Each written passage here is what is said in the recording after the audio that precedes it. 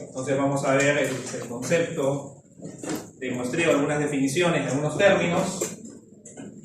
Luego, cuáles son los diseños básicos de muestreo probabilístico y muestreo no probabilístico. Y algunas palabras al final sobre el cálculo del tamaño de la muestra. Como ya hemos venido conversando en las clases previas, en estadística, finalmente lo que deseamos es conocer una población. Pero para conocer a esa población vamos a requerir, ¿no?, desde el punto de vista de análisis, de los procedimientos de inferencia estadística. Pero para hacer esa inferencia estadística vamos a trabajar con una muestra. Y el muestreo entonces va a ser el procedimiento por el cual hacemos la selección de unidades que conforman la población. ¿Ya? Ese es el muestreo. ¿Cuál va a ser nuestra estrategia, las técnicas, la metodología para seleccionar de la población un grupo? Entonces, la clase de hoy día es la parte superior de este esquema, muestreo. Ya la semana pasada hemos hablado parte de lo que es inferencia, con la estimación de parámetros, y a partir de la próxima sesión, todo lo que son las pruebas de hipótesis. Entonces, algunas definiciones de términos antes de pasar a lo más específico de las técnicas del muestreo. Entonces, lo primero es el término población. La población está constituida, está formada por un conjunto de elementos que guardan ciertas características, ciertos atributos comunes entre ellos. Y nosotros vamos a ser quienes definimos cuáles son esos criterios para considerar la población en el marco, ¿no?, de las investigaciones, ¿no? Entonces, ¿cuál es mi población, ¿no?, objetivo a la cual quiero finalmente realizar llevar mis conclusiones?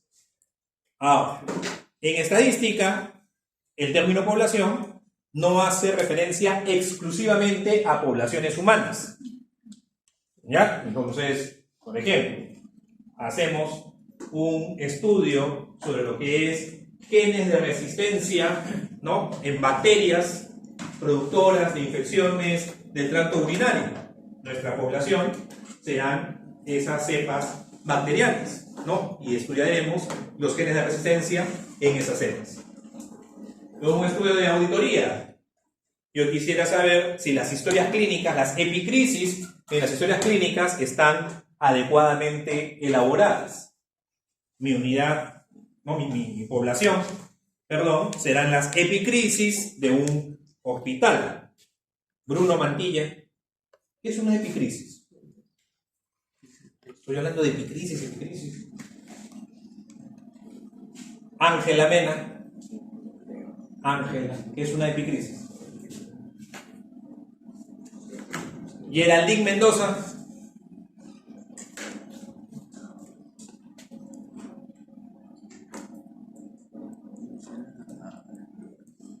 Fabricio Mendoza. A ver, el último. Stephanie Merma. Stephanie. Epicrisis.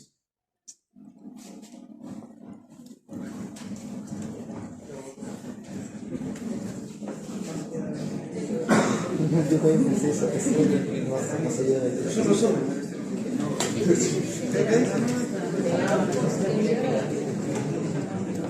Entonces deberías llamarse postus. Un momento. Stephanie.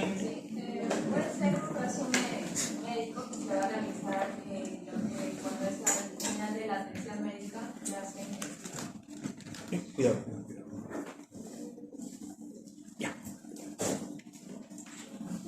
Eso es una epicrisis, ¿no? Ustedes como internos van a tener que colaborar en la elaboración de las epicrisis cuando estén trabajando ahí en el hospital. Stephanie, ¿y qué es la CIE? CIE. En inglés es ICD.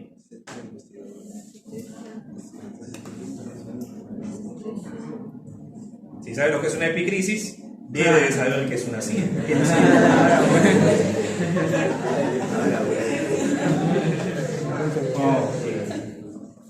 Ustedes leerán qué es la CIE. Pierina Montes. Pierina.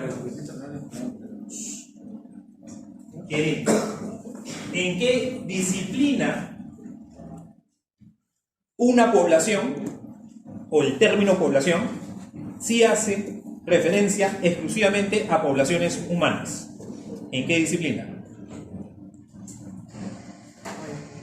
Decimos población y ya sabemos que estamos hablando de poblaciones humanas. Ian Moreno. Demografía, exacto. En demografía. En demografía, sí, la población es población humana.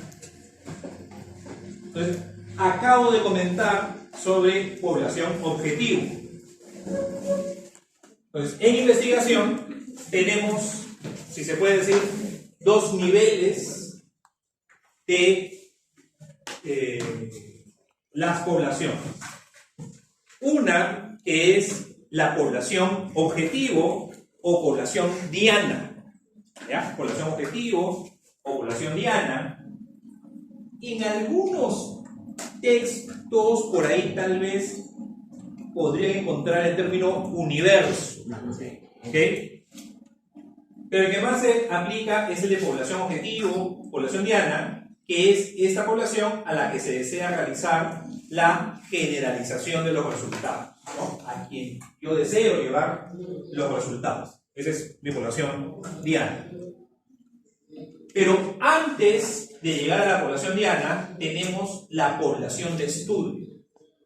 Y esta población de estudio es la población accesible al momento de hacer la investigación. En algunos libros también ustedes van a encontrar el término de población accesible conocida o población blanca. No. Población blanco sería la población diana. ¿Diana también? Sí. Blanco sería la población. La población de estudio, ¿no? Es la población accesible conocida. Este es el libro de Argimón. ¿Ustedes han revisado el libro de Argimón de metodología? En su curso de metodología, ¿qué libro han usado? No, sí, Ustedes me han dicho que yo su curso de metodología e investigación. Ah, Cax. Ya, ¿qué libro usaba? Sampieri. ¿Qué libro de investigación en medicina han usado?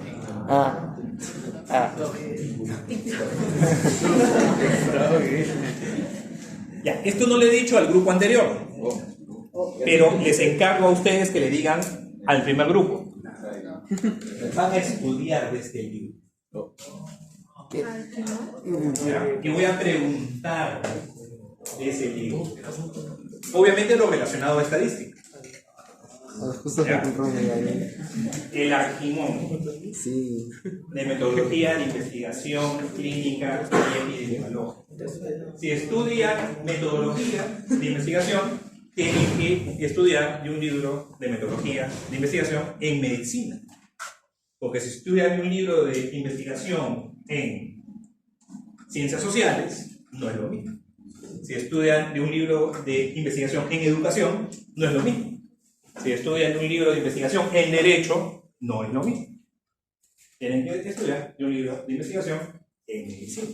Y el otro libro que van a revisar es el Halley, de diseño de investigación clínica, o diseños en investigación clínica, donde en su capítulo sobre población y muestra, sobre muestreo, ¿no? Presentan este esquema, donde tenemos la muestra. En el Halley se divide en dos, entre la muestra planificada, que es lo que estaba en el protocolo, y finalmente la muestra real. Entonces, claro, hay una muestra real que nosotros esperamos sea igual a la muestra planificada, y esta ha procedido de la población accesible, ¿no? Que en el Argimón figura como la población de estudio. Y luego tenemos la población diana, la población objetiva, que es aquella a la cual deseamos hacer las generalizaciones de nuestros resultados.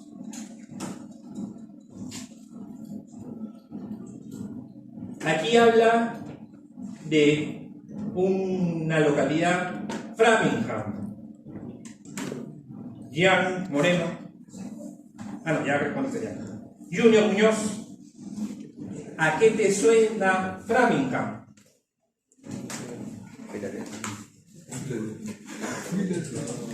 Nada. Brian Narciso. Acabo de buscar y dice que. Acabas de buscar. Acabo de buscar, la verdad. ¿Está bien? Hay una escala de Framingham que es para riesgo de cardiovascular. cardiovascular. Entonces, hay una escala de Framingham para riesgo cardiovascular, es que hay un estudio de Framingham. Claro. Y ese estudio de Framingham es uno de los más grandes, si no el más grande estudio que sigue a una población en el mundo. Empezó en los años 60, si no me equivoco, y sigue hasta ahora. Ya son como 3 generaciones que se vienen estudiando. Es un estudiante de medicina.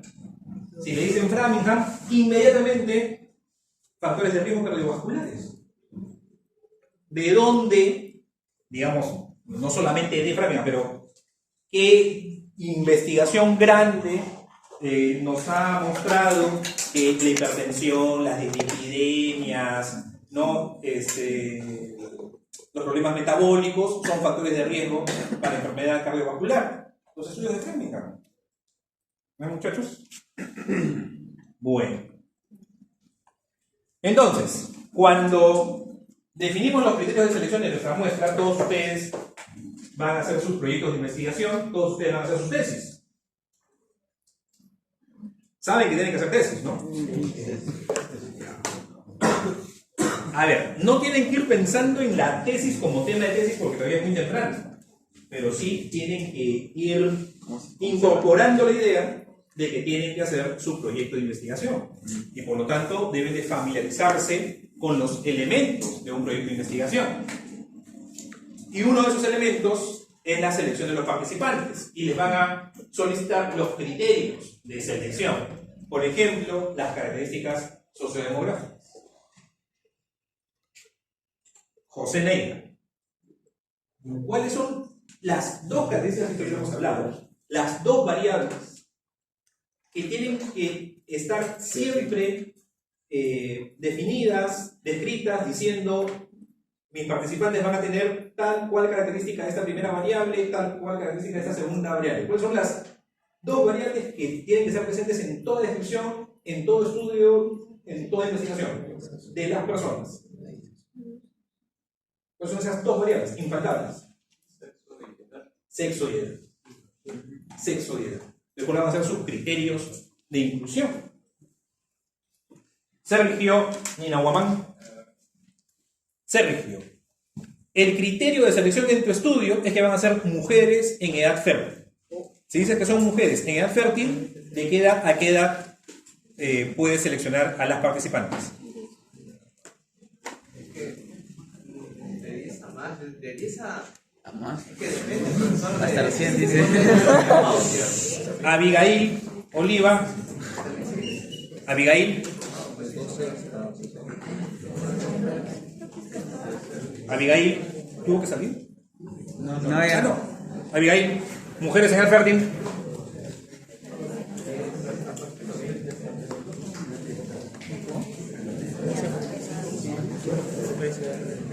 Yossi Ortega.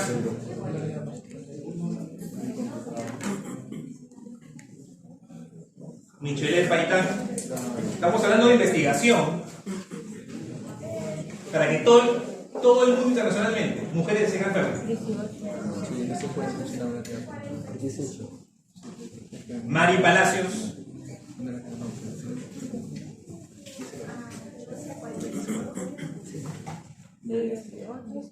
Guillermo Pasapera. De 15 a 40. Alexander Paitán. Si les tomo en el examen, ¿qué marcas? ¿Qué? Alternativas. Alternativas. Kim Peñavera. 15 a 49, exacto. Las mujeres en edad fértil, 15 a 49 años.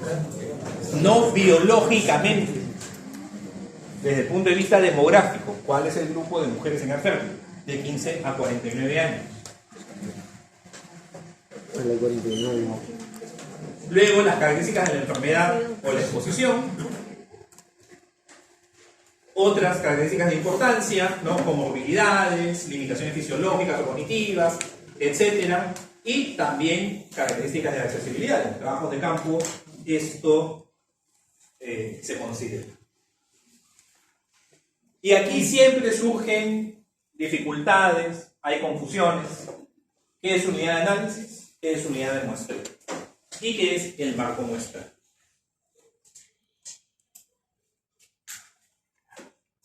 No hay que confundir, eso no lo dije en el grupo anterior. Pasen la voz. No confundir marco muestral con espacio muestral.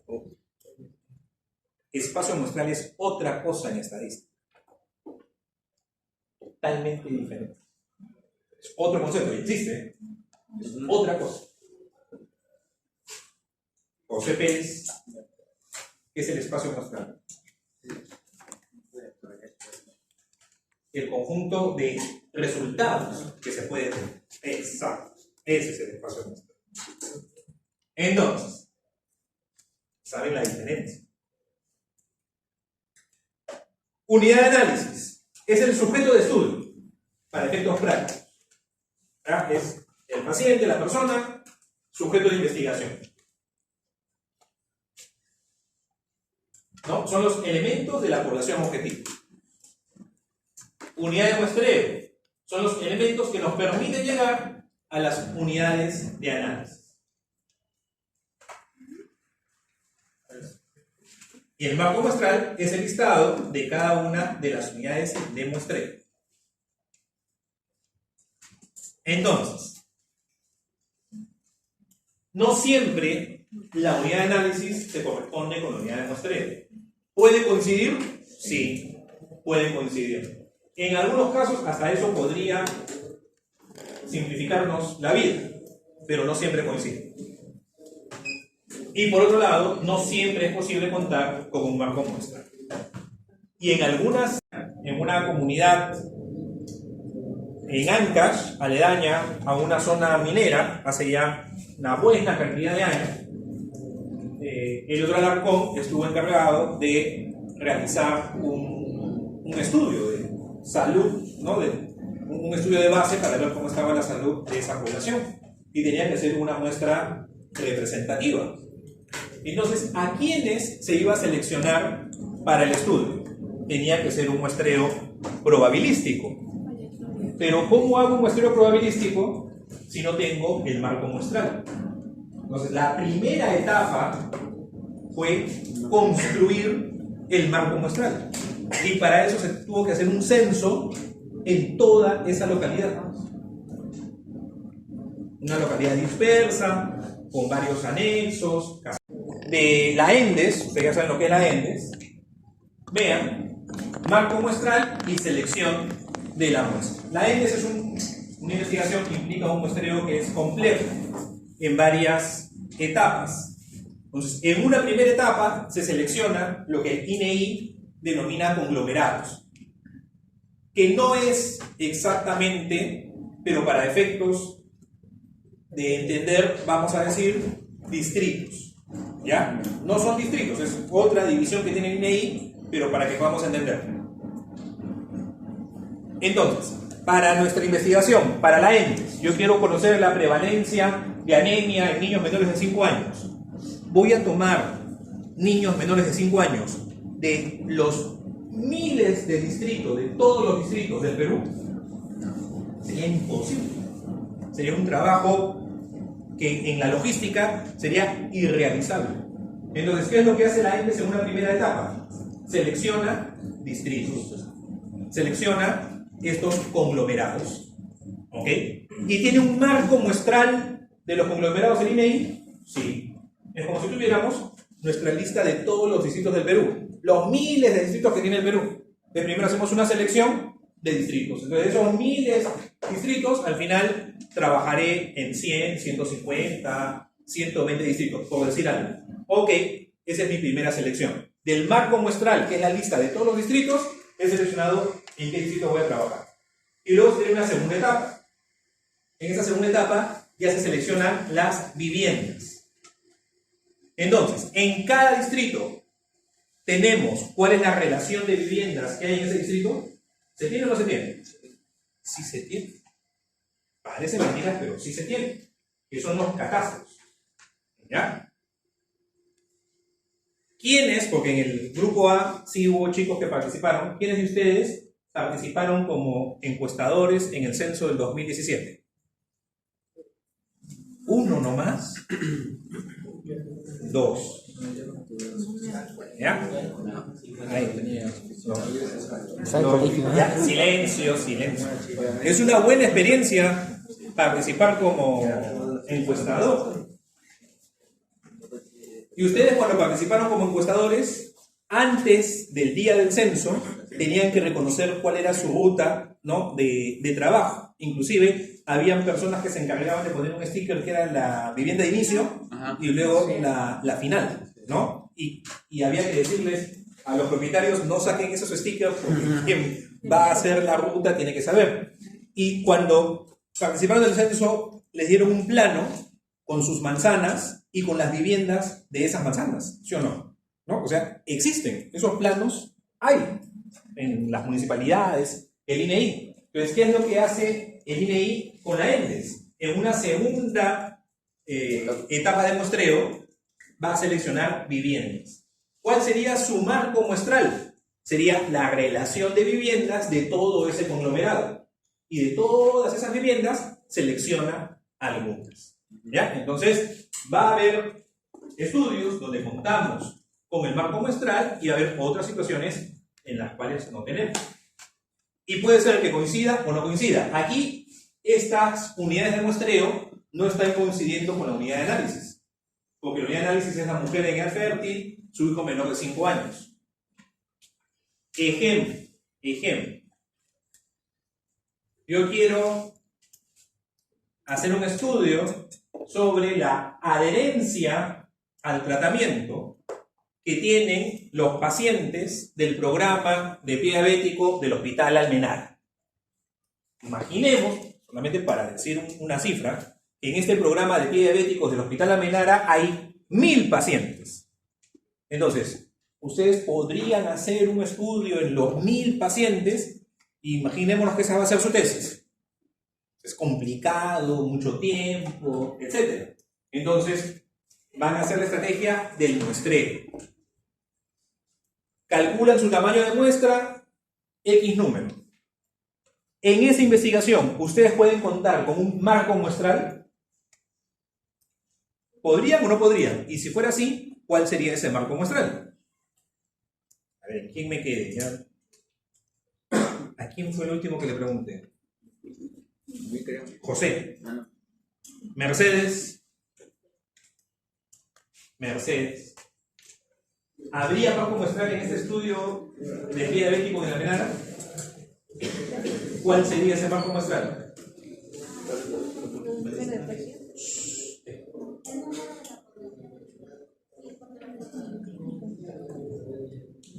Emily Portal. Emily. Ah, salió. Claudia Portugal me pidió permiso. Claudia. ¿Puede haber un marco muestral o no puede haber un marco muestral? No. Francés. Sí, probablemente que el paciente sea categorizado como pie diabético. ¿Cuál sería el marco muestral? El conjunto de programa. Xiomara Ramos.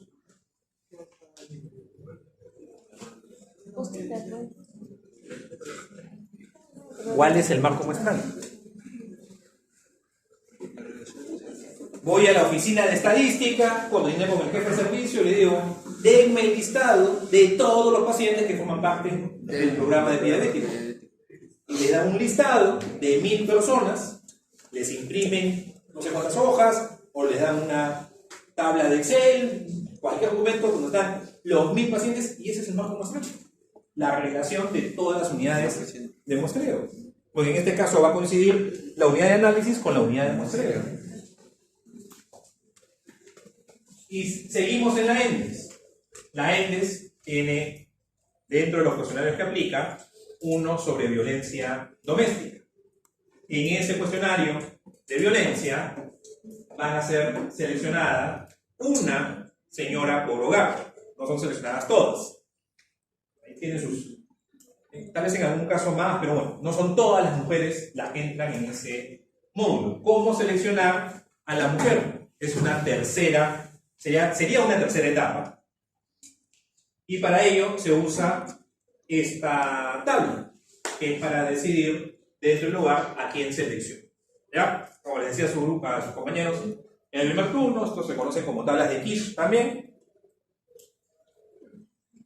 Y en esta última etapa, para seleccionar mujeres, la unidad de análisis es la unidad de muestreo, porque en cada hogar tenemos un número de mujeres y de esas mujeres a cuál voy a seleccionar. Yo tengo un pequeño marco muestral dentro de esa vivienda y selecciono uno. Entonces ahí sí, la unidad de análisis se corresponde con la unidad de muestreo dentro de esa última etapa, porque si lo vemos como completo, obviamente hay etapas previas donde la unidad de muestreo es distinta.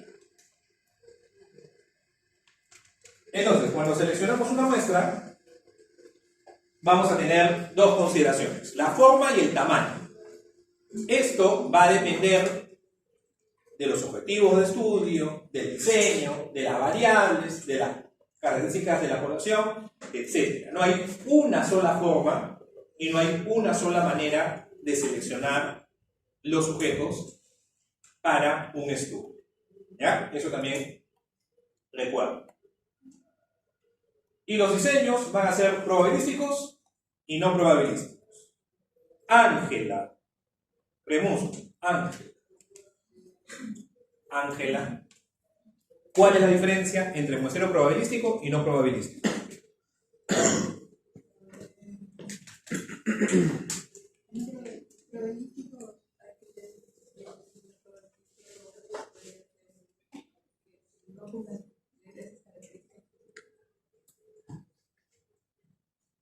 Yadira, Requena. Probabilístico, no probabilístico. ¿Cuál es la diferencia?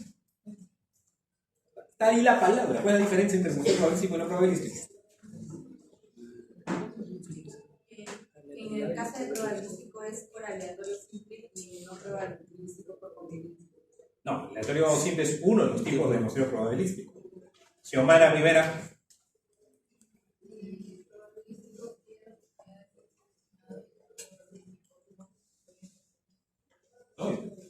Sí, puede ser seleccionado. Jaime, no. Sarita Rivero. Yo te diría eso.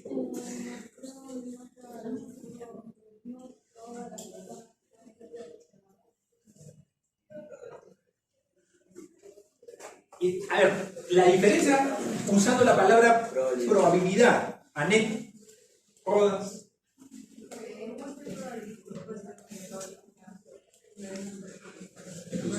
Usando la palabra probabilidad es la diferencia entre ambos. Tranquila, todos los mismos. Chane, Rodríguez.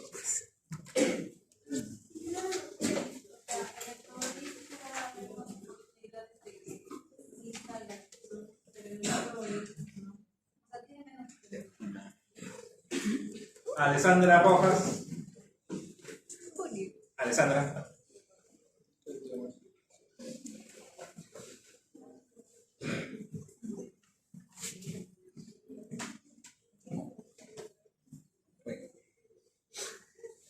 Y hoy sí, Rojas.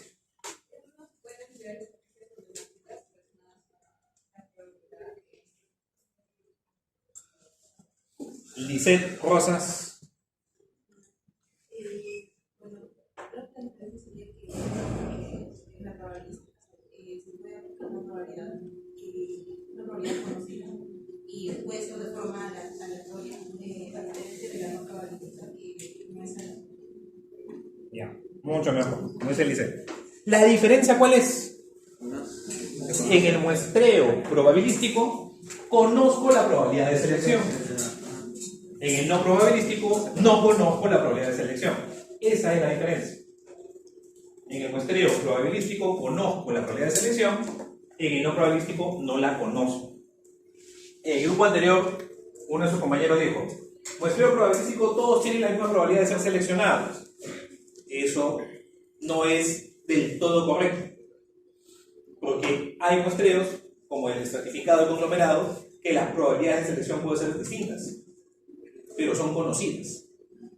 ¿Ya? Lo que marca la diferencia entre el muestreo probabilístico y no probabilístico es el conocimiento de la probabilidad de selección. En el muestreo probabilístico conocemos la probabilidad de selección. En el muestreo no probabilístico no tenemos esa información. Bueno, estos son los diseños principales de probabilístico y no probabilístico. El muestreo aleatorio simple es el diseño de selección muestral básico, el más sencillo de todos. En este muestreo, sí, todos los participantes tienen la misma probabilidad de ser seleccionados. A ver, vamos a hacer un sorteo. Como la próxima semana es la semana, vamos a seleccionar a 10 de ustedes que van a estar exonerados de venir a clase. De tal manera que disfruten su semana.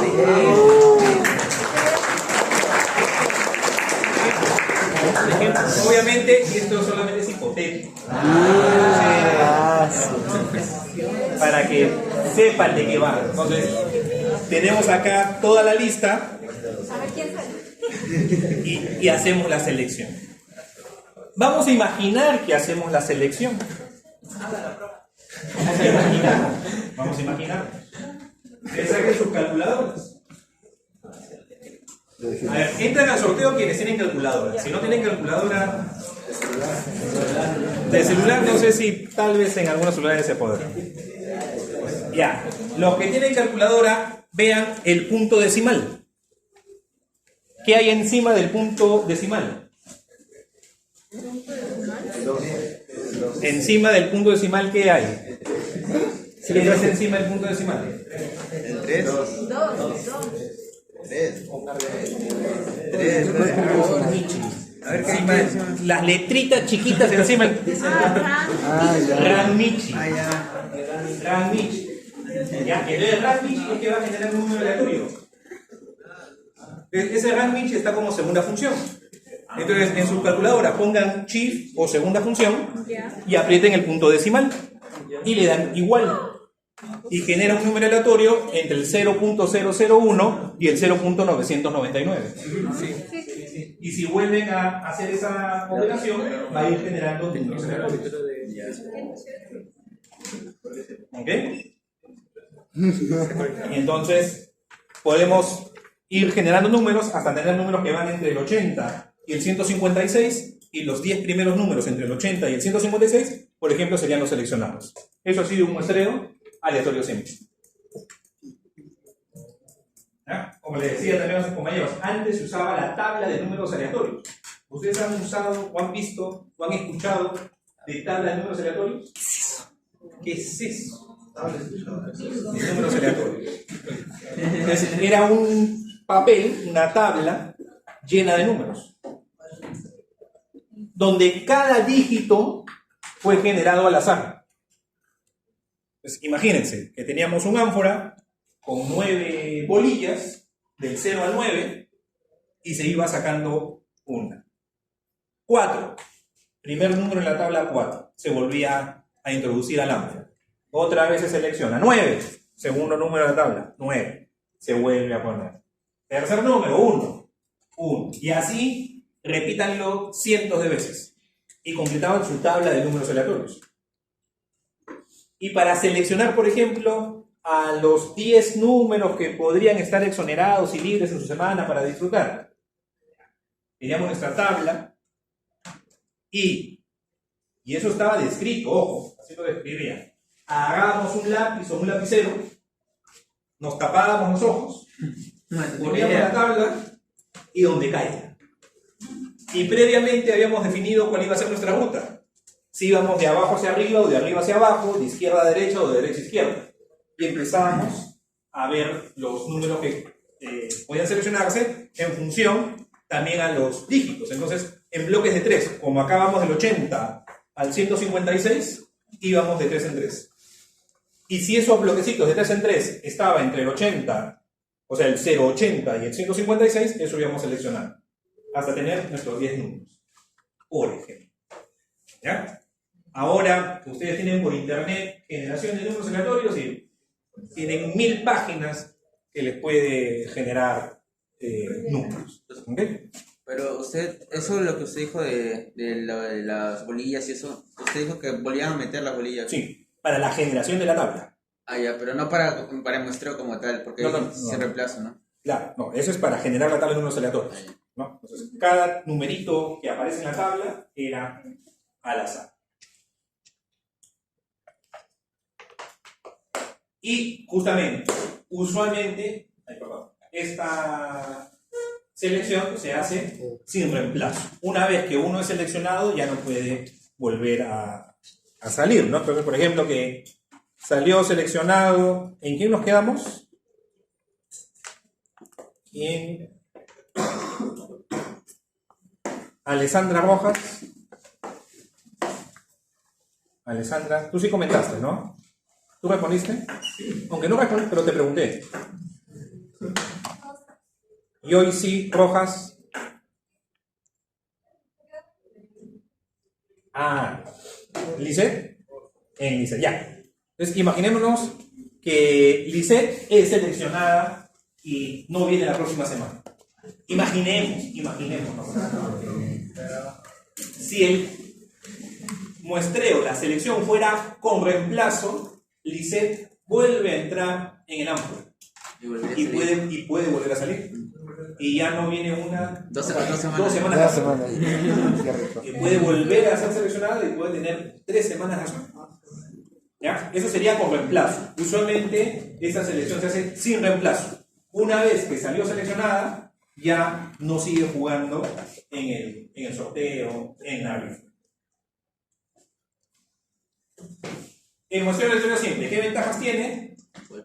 En este muestreo todos tienen una probabilidad igual de selección y los cálculos matemáticos son más sencillos. Hoy en día, como hacemos los cálculos con los programas, digamos, esta ventaja ya no es tan ventajosa. Ahora, desventajas. Operativamente requiere un marco muestral completo y detallado. Bueno, eso cambiaría en todos los muestreos. Y la muestra podría no ser representativa. Esta segunda desventaja, ¿es verdadera, es cierta o estoy mintiendo en la diapositiva? La muestra podría no ser representativa. O sea, podemos tener una muestra seleccionada al azar y que esa muestra no me represente a toda la población de estudio. Y era una de las millones de muestras que podían salir al azar, totalmente aleatorio. O sea, puede ser que una muestra seleccionada de forma al azar no sea representativa. Que en la clase anterior, en los esquemas que se pusieron de los libros, ¿se acuerdan una que era de una prevalencia? Y habían unas muestras que estaban por debajo de la prevalencia y otros por encima de la prevalencia de la población, ¿no? Que su resultado no incluía al parámetro. Entonces no me representaban bien a esa población. Es posible.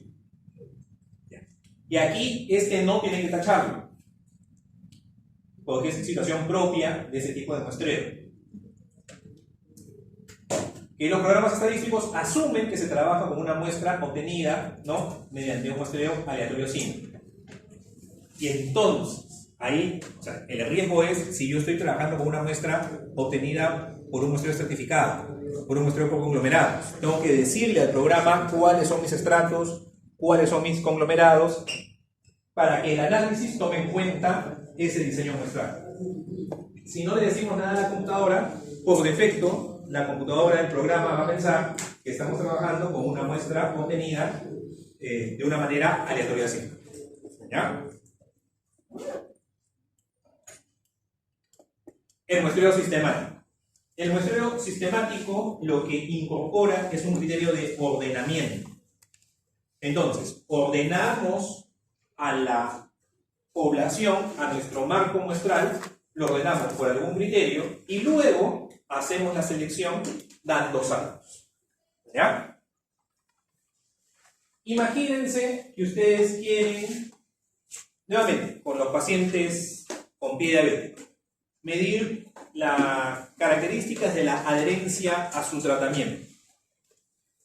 Y sabemos que un indicador bastante relacionado a lo que es la adherencia es la hemoglobina glicosilada.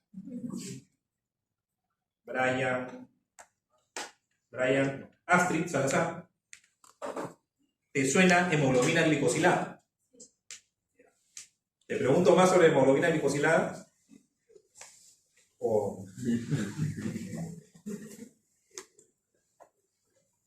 La hemoglobina glicosilada, ¿por qué es importante en la evaluación de la terapéutica de un paciente diabético?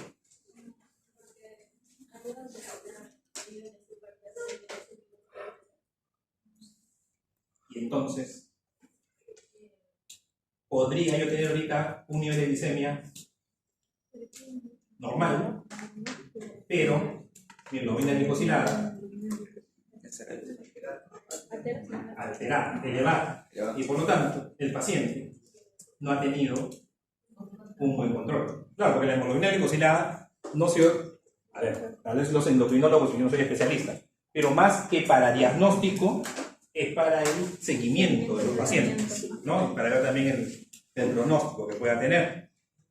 Entonces, ¿qué puedo hacer? Puedo ordenar a mis pacientes en función a los niveles de hemoglobina glicosilada.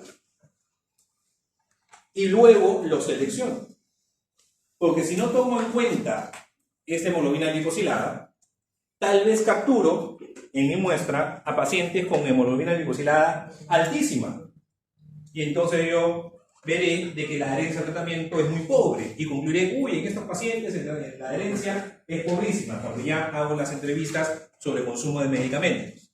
Por otro lado, tal vez tengo en mi muestra a quienes, todas mis muestras están con la hemoglobina glicosilada perfecta, por debajo del límite de referencia. Todos mis pacientes acá en este programa son adherentes, y no necesariamente.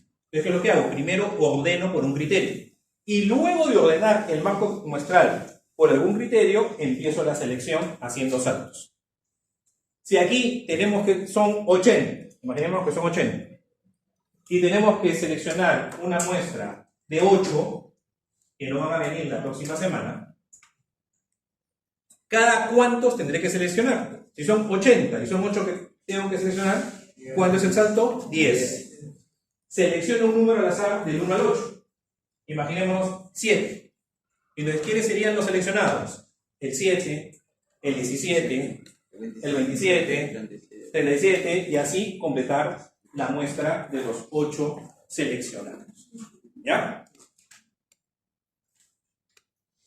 Las ventajas, todo lo que está en una tonalidad más clara, lo he puesto en esa tonalidad, en esa gama de los grises, porque si bien en teoría y antes se planteaban como ventajas, ya hoy en día no es tanto así por la facilidad que tenemos con los programas estadísticos, ¿no?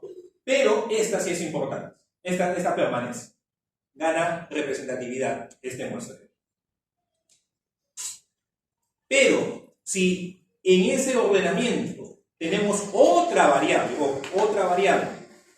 que podría tener una repetición cíclica y que puede afectar nuestro tema de interés, puede haber un sesgo. ¿Ya? Eso sí se describe en el muestreo sistemático.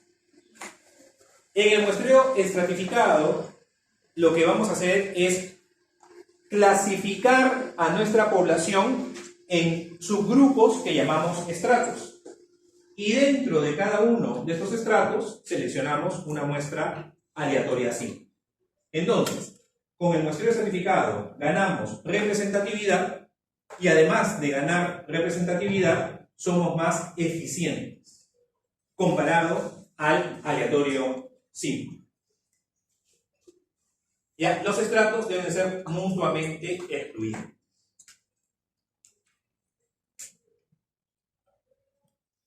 Las ventajas es que tengo la estimación del parámetro para toda la población y además para cada uno de los estratos. Y es más preciso que el muestreo aleatorio simple. Esa es una gran ventaja del muestreo estratificado. Y aseguro la participación de todos los estratos, con lo cual también gano representatividad. Las desventajas es que los cálculos son más complejos, igual que todos los muestreos se necesita un marco muestral detallado, y los criterios para conformar los estratos podrían ser algo difícil en el trabajo de campo. Y este concepto sí lo tienen que conocer y aprender en el curso de estadística, que es el de afijación. Afijación es cómo distribuyo la muestra entre los estratos, ¿ya? En ese tipo de muestreo. Se describen hasta estos 4 tipos de afijación. La uniforme, que en teoría puede darse, pero no la van a hacer, que todos los estratos tienen el mismo tamaño en la muestra. La más usual es la proporcional, esa es la que tal vez ustedes van a aplicar en alguna de sus investigaciones, ¿no? La muestra es proporcional a la población. Es decir, en la población el estrato A es el 50%, en mi muestra el estrato A será el 50%. Si en la población el estrato B es el 40%, en mi muestra el estrato B será el 40%. Si en la población el estrato C es el 10%, en mi muestra el 10% de la muestra será del estrato C. Pero tenemos estos dos otros tipos de afijación. La afijación de Neyman incluye ya la varianza del fenómeno, que podría ser diferente entre estratos. Entonces ahí se podría incluir ello. Y la afijación óptima incluye no solamente la varianza, sino también el costo. Aquí, solo para mostrarles, obviamente no se lo van a aprender, es una locura. Pero este es el cálculo del tamaño de la muestra, ¿no? En cada estrato, ¿no? En cada estrato, cuántos sujetos tengo que asignar, ¿no? Cuántos tengo la afijación, en función también al costo, ¿no? Y vean, influye el costo. Esa es la afijación óptima. Y en el muestreo por conglomerados, lo que selecciono no son individuos, sino selecciono grupos. Y esos grupos se denominan conglomerados. El ejemplo que creo puede ayudar a que comprendan es el conteo rápido de las elecciones. Pues ya se dio el boca de urna, tal candidato tiene mayor preferencia, etcétera, pero luego viene el conteo rápido. En el conteo rápido, la unidad de análisis sería el voto de cada elector. Pero las empresas encuestadoras hacen una selección de votante, hacen una selección del voto. ¿Qué es lo que seleccionan? Las mesas de votación. Que según visito, yo quiero saber quién fue el alcalde de Los Olivos. Imaginemos que en Los Olivos hay, no sé, 3.000 mesas de votación. Ya, selecciono al azar algunas de esas mesas. Lo que estoy seleccionando son conglomerados. Y dentro de cada conglomerado veo cuántos votos ha sido para cada candidato. Un supuesto importante del muestreo por conglomerados es que todos los elementos del conglomerado tienen que ser observados, tienen que tener datos. Entonces, esto disminuye el costo del trabajo de campo y se puede trabajar en ausencia de listados muy complejos. La desventaja es que el cálculo estadístico se hace más difícil, y esta segunda es una limitación importante. Reitero, lo esperado, supuesto, lo que debe de darse para que funcione el muestreo por conglomerados es que todos los elementos del conglomerado sean analizados, sean observados, sean medidos. Si faltan algunos elementos del conglomerado, este muestreo no funciona. Y es el menos preciso. El estratificado es el muestreo más preciso, el conglomerado es el menos preciso y en el medio el aleatorio simple. El sistemático va de la mano con el aleatorio simple. Y terminamos explicando este esquema para ir al intermedio. Rápidamente. Aquí lo que trata de esquematizarse son los 4 diseños básicos, más simples, de muestreo probabilístico. Tenemos 100 números, del 1 al 100. Acá se está poniendo el 0 solamente como referencia, pero del 1 al 100. Y tenemos que seleccionar 100 números. Muestreo aleatorio simple, al azar. Con mi calculadora, mitad de números aleatorios, el Excel, cualquier página de internet de números aleatorios, tenemos. Pero la muestra podría no ser representativa. Es básico. Tomamos un poquito de agudeza, ¿no? Vemos que hay un poco más de números por debajo del 50 que por encima del 50. Entonces, puede que no sea del todo representativo. Luego tenemos el muestreo sistemático. Ya estoy yendo en el orden en que hemos visto en la presentación. El sistemático. Si necesito una muestra de 20 y la población es de 100, mi salto de ¿qué número será? ¿Cada cuánto será? 55. 5. Selecciono un número al azar del 1 al 5. Imaginémonos que salió el 2 al azar. ¿El siguiente número cuál será? 7. 7. Después, 12. el 12. Luego, 17. Y así sucesivamente. Sistema. Gano representatividad. Garantizo todo el espectro. Pero imaginemos que nosotros estemos interesados en conocer además cómo se comporta cada estrato. Y pensamos, o sea, más que pensar, definimos al estrato como grupos de 20 en 20 en los números. Entonces tendría 5 estratos. El estrato hasta el 20, hasta el 40, hasta el 60, 80, hasta el 100. Dentro de cada estrato selecciono a 4. Dentro de cada estrato selecciono a 4. Dentro de cada estrato selecciono a 4. Ese sería el muestreo estratificado. Y tendría la inferencia para toda la población y además para cada estrato. Y finalmente, el muestreo por conglomerados, lo que estamos aquí asumiendo es que voy a formar conglomerados de 5 números continuos. Desde el 1 al 5 es un conglomerado. Del 6 al 10, otro conglomerado. Del 11 al 15, otro conglomerado. Y así sucesivamente. Entonces, de esos 20 conglomerados que tengo, si mi muestra es de 4, perdón, es de 20, lo que necesito son 4 de esos conglomerados. Entonces aquí se seleccionaron al azar esos 4 conglomerados. ¿Ok? Entonces, para un poquito ver la diferencia entre estos diseños. Y si nosotros combinamos estos diseños básicos de muestreo probabilístico, lo que vamos a tener son los muestreos multietapos, como la ENS que hemos visto. Entonces tenemos una primera etapa que puede ser una selección en estratos, luego tenemos otra segunda etapa que es en conglomerados, luego ya dentro de cada conglomerado eventualmente algún otro tipo de selección. Ya eso se hace más complejo. Y en la primera etapa, nuestras unidades de muestreo reciben el nombre de unidades primarias de muestreo. En la segunda etapa reciben el nombre de unidades secundarias de muestreo. ¿Ya? Y solo, disculpen que retroceda tanto. Aquí, en la ENDES, vean, primera etapa, segunda etapa. Entonces, estos conglomerados serían la unidad primaria de muestreo. Las viviendas serían la unidad secundaria de muestreo, en el caso de la. Muy bien, entonces, vamos a ver ahora. 10 y 56, 11 y 6, estamos regresando para concluir. Los más frecuentes, el muestreo por conveniencia o a criterio, como les comentaba a sus compañeros, el ejemplo que siempre ponen para este muestreo es el del profesor, ¿no? El profesor que está haciendo su estudio y dice, bueno, muchachos, he traído unas encuestas, por favor colaboren y resuelvan este cuestionario, ¿no?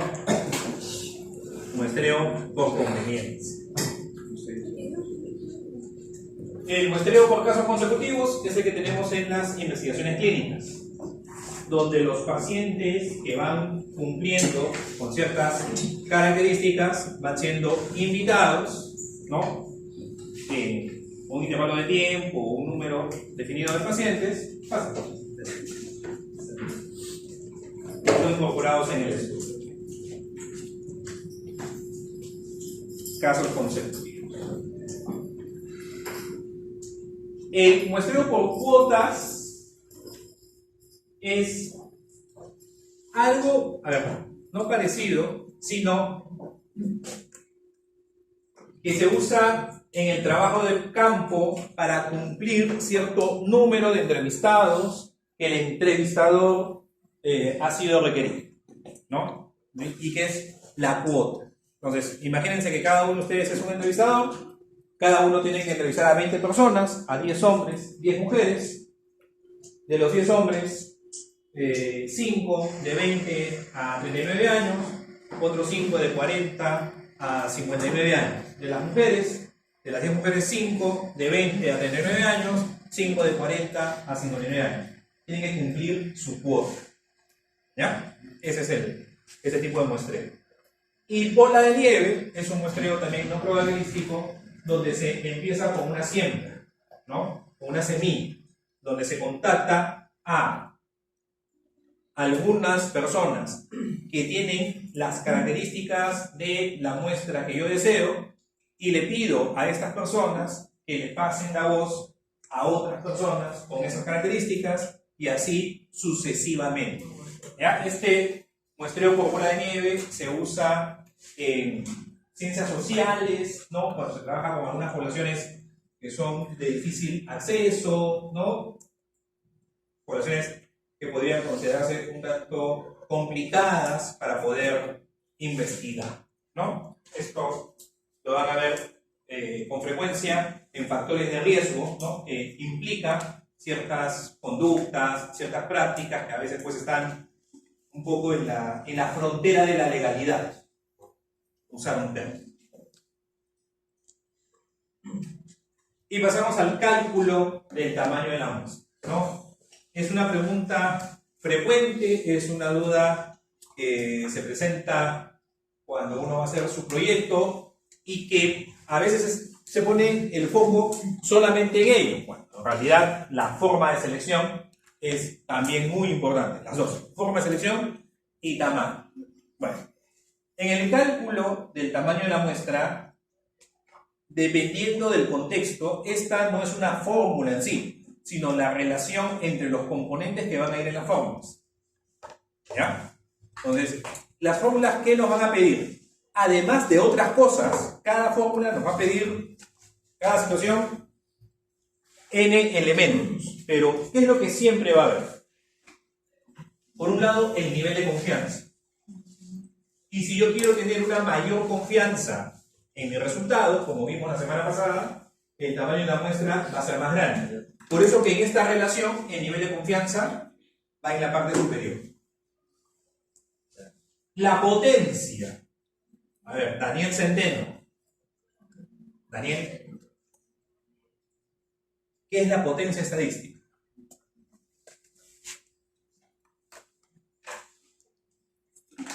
Jenny Celada. Jenny. Fernando Samamé.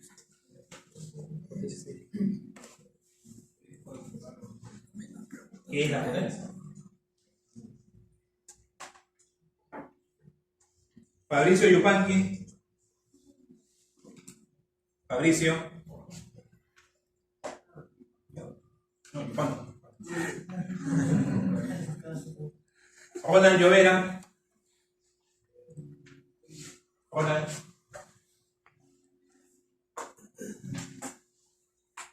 El último. Brandon Villegas. Brandon. Es la posibilidad de que una hipótesis sea aceptada como verdadera.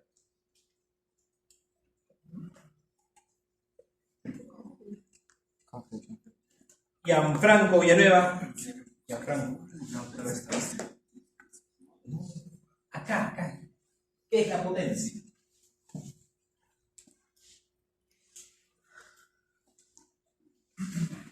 Lean, no les voy a decir.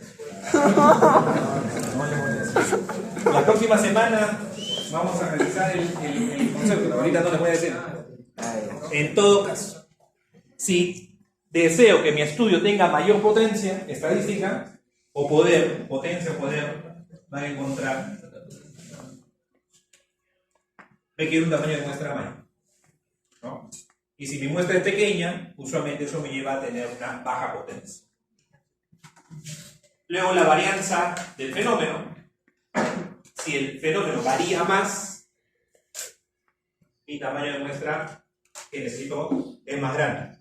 Si el fenómeno varía poco, entonces necesito muestras menores. Y el margen de error. Hay que tener cuidado porque el margen de error en algunos libros figura como precisión. Pero el concepto que entra ahí es el del margen de error. Porque si yo quiero ser más preciso significa un número más pequeño aquí. Si yo quiero ser menos preciso, implica un número más grande aquí, que es el margen de error.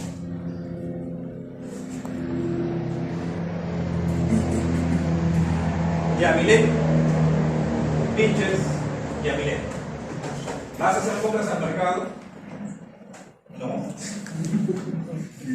Todo de libre. Tú, mano, no colaboras. No vas a hacer el mercado el sábado, domingo. Yo solo María, hago ya bolsas, hace. no me ocupo de esas cosas. Tú vas a hacer el mercado. A veces, María, llegas al puesto de las frutas, vas a comprar uvas y la pregunta es, escuchen, ¿cuántas uvas pruebas para comprarte 1 kilo de uvas? 2 o 3. Uy, ácidas, qué rico.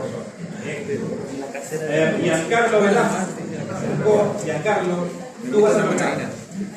Escuchen, ¿cuántas uvas pruebas? 2. La casera te da 2. Si la segunda de la que se le Samira Vázquez, ¿cuántas uvas pruebas? La prueba. Ya confía, ya. Su nivel de confianza es el Rosemary Vázquez.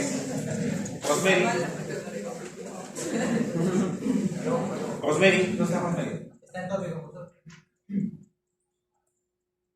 ¿Será? No sé.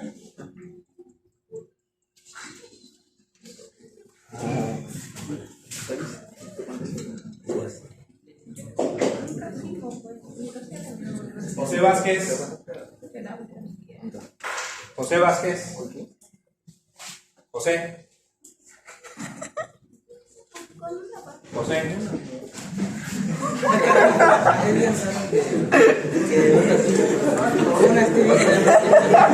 Silencio. José, ¿estás cansado? José, ¿quieres salir a lavarte la cara y regresar? De verdad, o sea, para que despejes. ¿Vas y te mojas un poco la cara?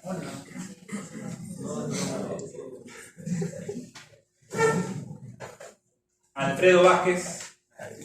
Alfredo, ya. ¿Cuántas uvas pruebas? ¿Por qué no pruebas? Qué confiados que somos ustedes.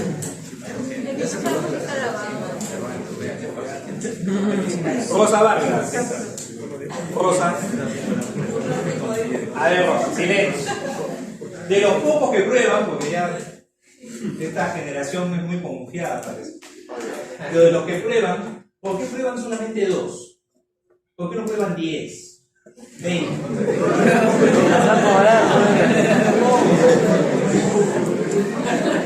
A ver, silencio.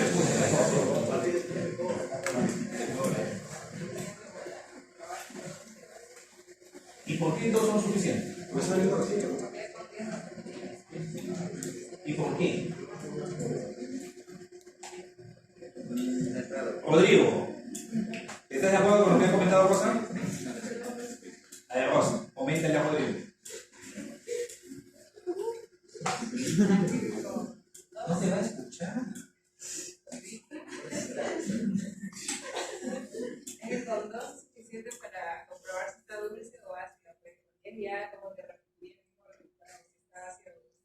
¿Estás de acuerdo? Entonces, Rodrigo, en esa decisión que se está tomando, ¿cuál de estos conceptos está entrando en juego?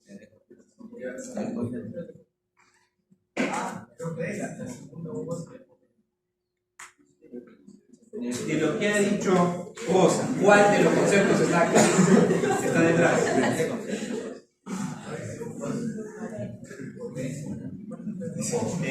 Alicia Valle, ¿cuál de los conceptos está detrás? Nivel de confianza. Yorman Valenzuela, si no es potencia y no es nivel de confianza.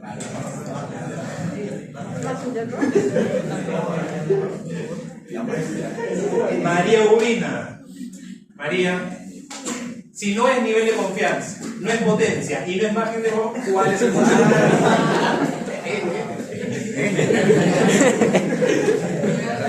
La línea de división. Varianza. ¿Por qué? Si todas las sumas son iguales, ¿Cómo sabes? por eso están tomando solamente dos, están asumiendo eso. Como que como saben, porque están asumiendo eso.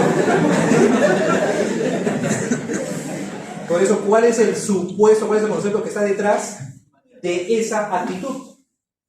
La varianza. Porque están asumiendo que todas son iguales.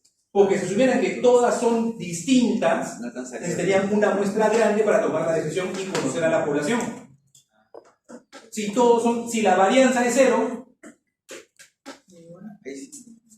Julio, Ugaz, si la varianza es 0, ¿qué tamaño de muestra necesito para conocer la población?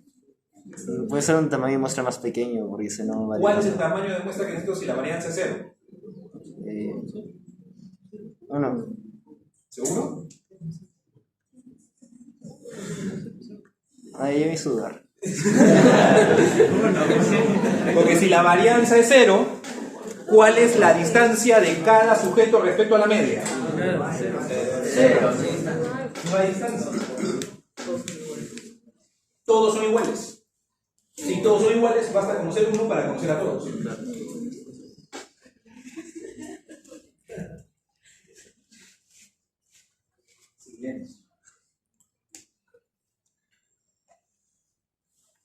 Martín Torres.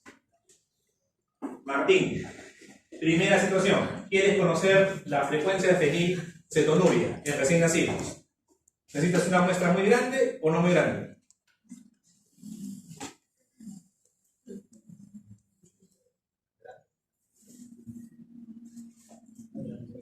¿Por qué? Porque no es muy frecuente, efectivamente. Y si quieres conocer la frecuencia de bajo peso para la edad gestacional, ¿te quieres una muestra muy grande o no tan grande?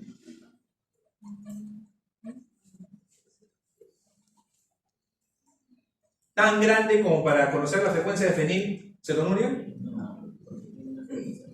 Porque tiene una frecuencia menor.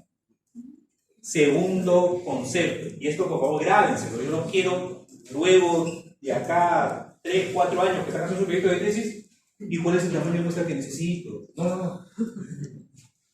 Si el fenómeno es raro, si es poco frecuente, requiere una muestra grande. Si el fenómeno es usual, es habitual, no requiero una muestra tan grande. Esa es la relación a considerar. Por lo tanto, esto es extraído del libro de Bioestadística Amigable. ¿Ya? Esto no lo deben de seguir.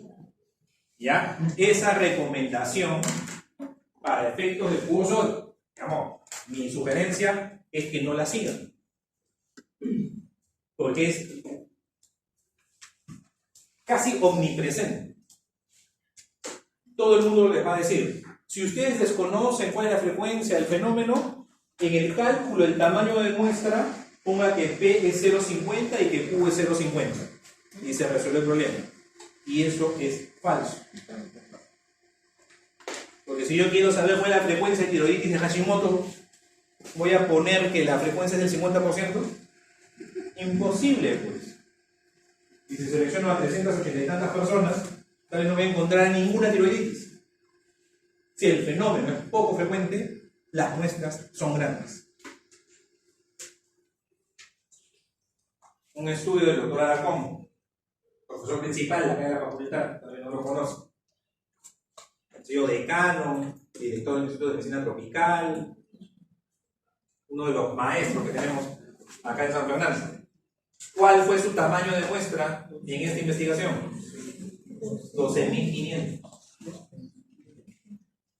¿Por qué? Porque quería estimar la prevalencia de infección por VIH en gestantes. Una prevalencia baja, 0,5%. Si tengo un fenómeno que es poco frecuente, necesito una muestra muy grande para encontrar casos de esa patología, de esa situación.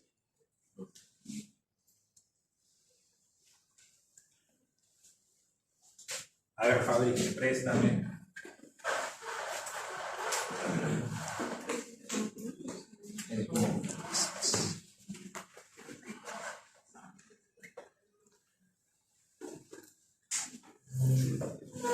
La semana pasada,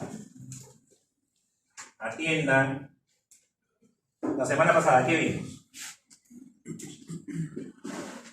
El intervalo de confianza para una proporción. Aquí era igual. AP Más o menos. más menos el margen de error. Ah, bueno. ¿Ven al fondo? No, es verde. Por eso. Ya se ¿Alguien tiene o azul o negro? ¿Alguien tiene?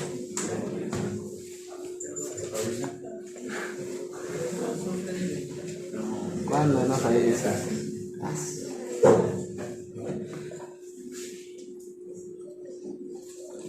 La proporción, más o menos,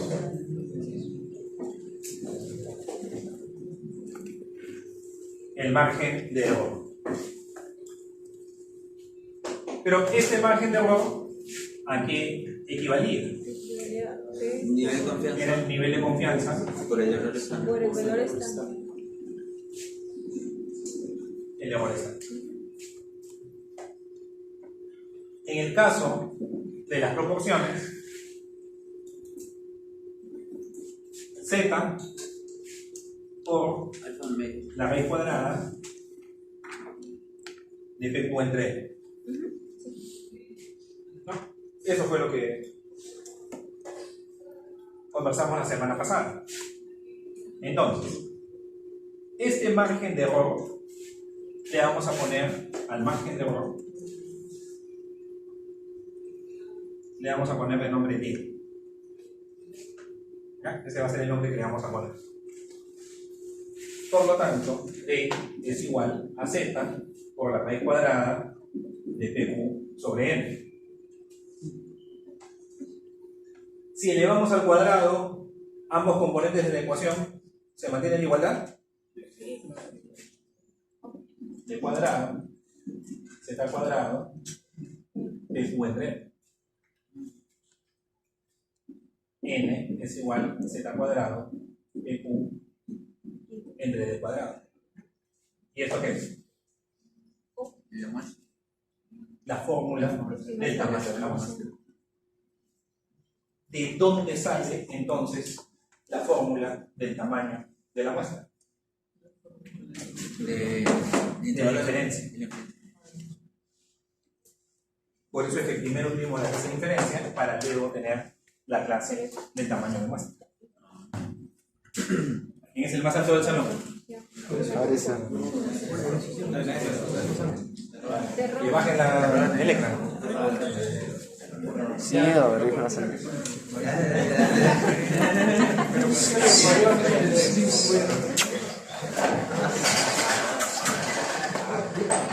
Muchas gracias.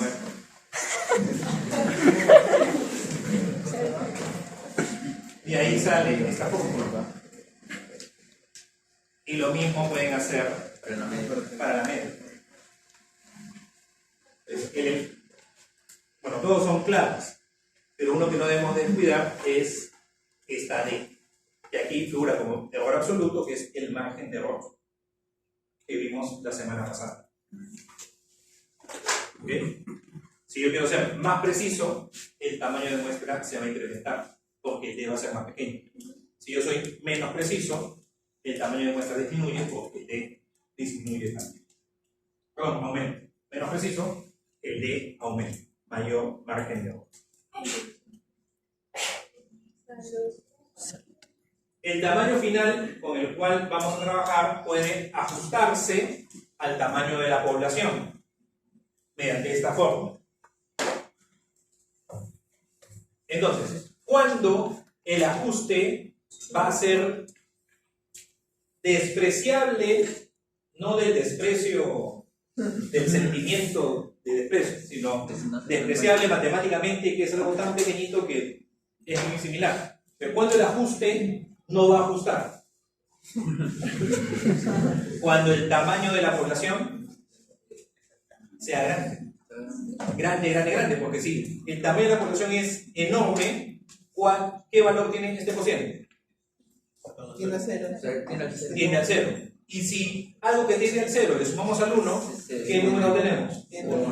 1. Y si cualquier número lo dividimos entre 1, ¿qué tenemos? El mismo número. Entonces, si esto tiende a ser muy grande, el tamaño final ajustado es igual al calculado sin el ajuste.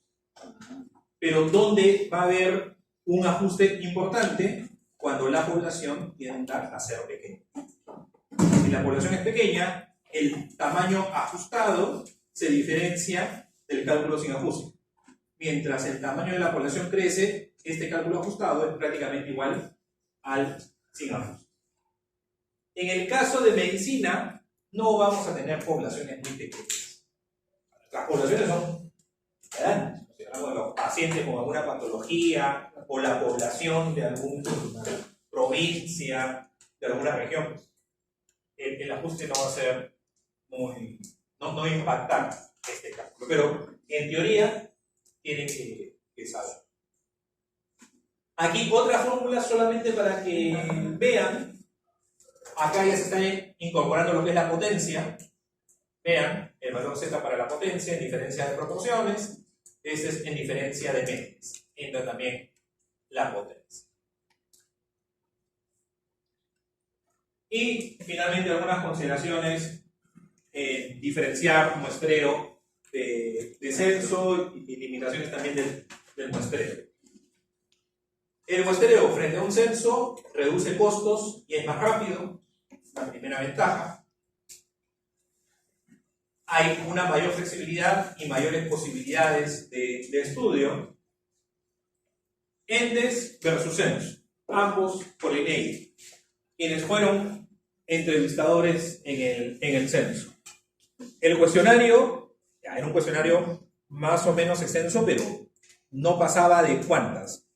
30 preguntas, 40 preguntas, por ahí, más no había, y sobre todo si es que la persona trabajaba o no trabajaba, o si había alguien con discapacidad, si había algunas llaves, pero si no, ahí nomás cerraba el cuestionario. La ENDES, ¿cuántas preguntas tiene? La ENDES. Yo no tengo idea de cuántas preguntas tiene la ENDES, pero fácil tiene unas 200 preguntas. Y nos podemos quedar cortos. Si solamente en la ENDES, en los módulos de salud mental, se aplican estos instrumentos para detectar depresión, sintomatología de ansiedad, consumo de sustancias, violencia, en fin. Solamente esos cuestionarios. O sea, son cientos de preguntas, no estoy exagerando, que se aplican en la ENDES. ¿En un censo se podría hacer eso? Imposible. Y la ENDES se hace en diferentes... O sea, una entrevista implica varias visitas, porque en un solo día de entrevistas es imposible terminar con todos los cuestionarios, formularios que hay que completar. Entonces, un muestreo me permite mayores posibilidades de estudio. Hay mayor control de calidad también, y el muestreo en algunas situaciones podría ser más exacto, ¿no? Ustedes que han participado del censo, nadie más ha participado del censo. Yo he tenido oportunidad de participar de 2 censos y ¿Qué es lo que sucede? Que muchos de los encuestadores son escolares. Ustedes han participado como escolares, ¿no? Y a veces, pues, van en mancha, ¿no? La calidad del dato, digamos que ahí tiene sus bemoles, ¿no? Entonces, una encuesta tiene mayores controles de calidad que todo un censo. Fíjense todo lo que implica.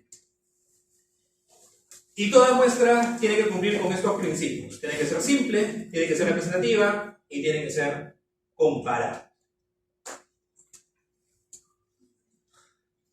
Renegué con el grupo anterior. Espero que ustedes no renegar. A ver, ¿de quién me quedé?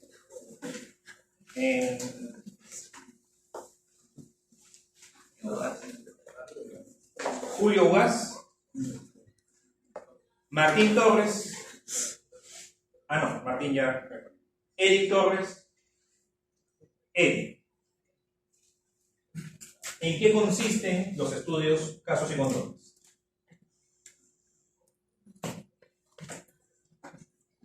Cris Tolentino. Cris.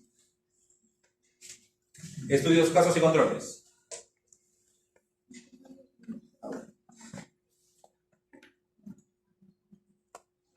Thais Toledo. Creo que es cuando se evalúa pacientes con una muestra. Algo así. Es la respuesta más cercana de todas las que he tenido en la mañana. Ernesto Terrones. ¿No? Ernesto. Thais, ya se ha escuchado, Thais está allá. Para lograr la comparabilidad, pensando en muestreo, en un estudio de casos y controles, ¿qué es lo más complicado? ¿Seleccionar a los casos o seleccionar a los controles? Seleccionar el control, o sea, porque con el control, o sea, no, hay diferentes tipos de problemas, por ejemplo, pueden tener diferentes factores de riesgo y esto también puede afectar en el caso de... Exacto. En un estudio de casos y controles, lo más difícil es seleccionar el grupo control y establecer cuál es el mejor control para la comparación que queremos hacer y llegar a determinar algún factor de riesgo. Es difícil, es complicado. ¿Ya? Entonces, las muestras deben de cumplir estos principios.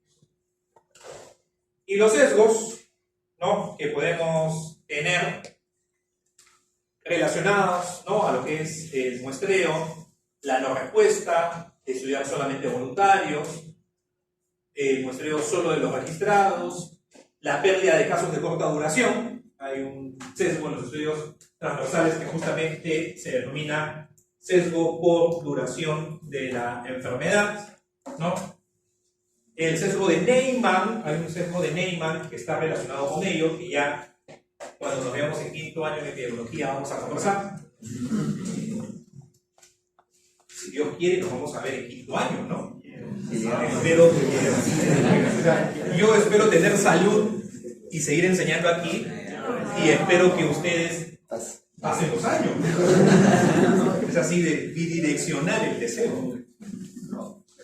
Hay un sesgo estacional, por ejemplo, en el sistemática que hemos visto, la accesibilidad también a las áreas seleccionadas. Y este esquema es bien interesante para ustedes de cara a sus tesis.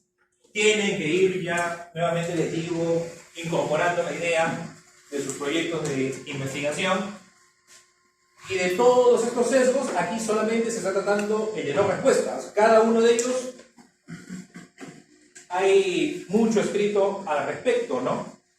Y vean los diferentes factores que afectan la no respuesta, tanto de los entrevistadores, de quienes responden, o el tipo de encuesta, ¿no? Les mencionaba a sus compañeros del grupo anterior. Hay algunos tesistas, ¿no?, que les han solicitado formar parte de sus estudios, ¿no? Diferentes encuestas. Ustedes han estado respondiendo varias encuestas. Pero ¿cómo fue la primera encuesta que recibieron? ¿No? Tal vez se emocionaron, tal vez dijeron, ¡ay, qué interesante! Vamos a ver qué tal va esto, ¿no? Y respondieron. Pero cuando recibieron la segunda encuesta, y cuando recibieron la tercera, y cuando recibieron la cuarta o la quinta, ¿respondieron igual a como respondieron las primeras encuestas? Es muy probable que no. Pues hay factores que influyen. Ahora, ustedes pónganse como tesistas. ¿Cómo hacer para que quienes ustedes están entrevistando respondan de la manera más sincera? Porque si no, estarían teniendo un sesgo de medición por factores del entrevistado, ¿no? La carga que tiene, la motivación que tiene. ¿Sí? Les han entrevistado muchas veces y ya no están motivados, ¿cómo van a responder? Entonces, tal vez ustedes llegan y dicen, por favor, respondan este cuestionario, y llegan con su caja de sublimes, ¿no? Ya, cada uno, si les dan un sublime por responder sinceramente la encuesta, ¿responden o no responden? Sí. Chocolate no. Un chupetín. Hay que pensar en estrategias. Ojo, no estoy diciendo que me regalen chocolates. Buscar las estrategias para que los encuestados respondan de la mejor manera. Muy bien. ¿Preguntas? ¿Dudas? ¿Ninguna? Ok, entonces en silencio van avanzando.